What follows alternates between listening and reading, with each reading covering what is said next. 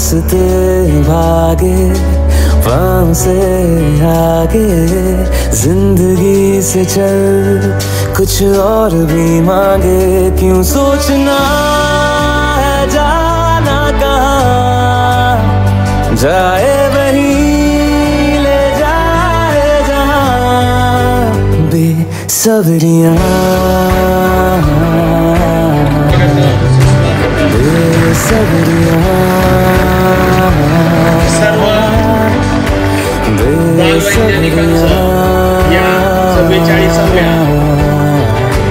बेसब्रियाँ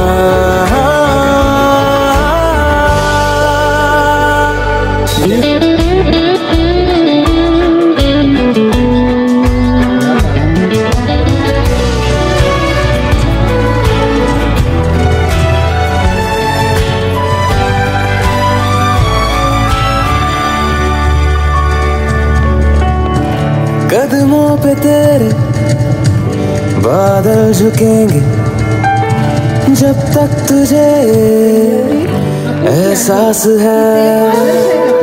जागीर तेरी तेरा खजाना।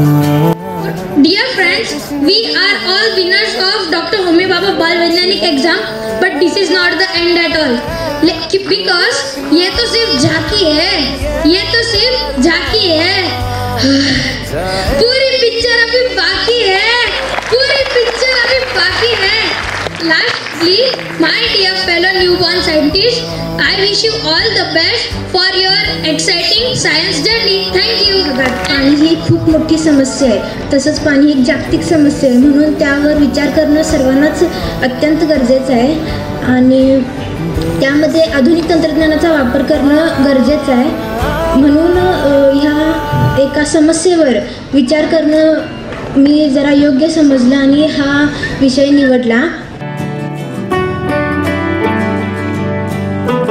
कुठलीही परीक्षा ही महत्त्वाची असते, पण त्याच्यावर तुमचं आयुष्य डिपेंडेंट नसतं।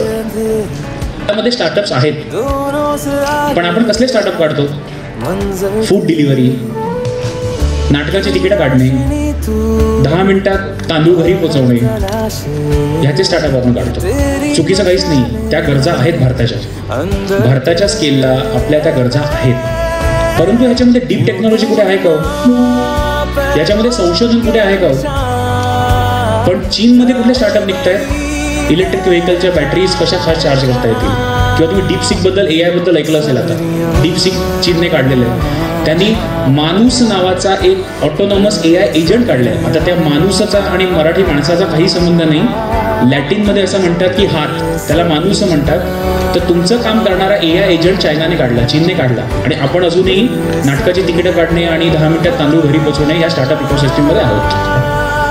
तर म्हणून माझी तुम्हाला कळकळीची विनंती आहे की आज तुम्हाला ते पारितोषिक मिळालंय, तर तुम्ही मूलभूत विज्ञानामध्ये काही करता येईल का बघा। आणि मूलभूत विज्ञानामध्ये काही करत असताना हेही लक्षात ठेवा की तुम्ही दिवसाला 15 तास अभ्यास केलात किंवा संशोधन केलं म्हणून तुम्हाला यश मिळेलच याची खात्री कुठल्याही संशोधनात देत आहे। त्यात एक मोलाचं योगदान GSBTचं आहे आणि तुमचं पण आहे, जे विद्यार्थी आज बालवैज्ञानिक म्हणून इथे उपस्थित आहेत। तर कारण ते तीच परंपरा पुढे चालवणार आहेत। तर सायन्स एक्झिबिशनमध्ये मुळात म्हणजे सायन्स आपण म्हणतो, तर सायन्स खूप छोटा, it is continuous process, revolving process, it is very enjoyable, मस्त, म्हणजे खूप छान आहे ते। फक्त आपल्याला जर त्या नेचरमध्ये आपल्या आजूबाजूला जगात युनिवर्समध्ये काय घडतं आहे, कसं घडतं आहे, पूर्वी कसं घडत होतं, आता कसं घडणार आहे, यापुढे ते कसं घडणार, या सगळ्या गोष्टींचा आपण विचार करून त्याचा एक नियमात बसवायचा प्रयत्न केला आणि पुढे मांडलं। पण तरी ते त्रिकालबाधित सत्य नाही, कारण ते पुढे मागे परत बदलत जाणार। So science is always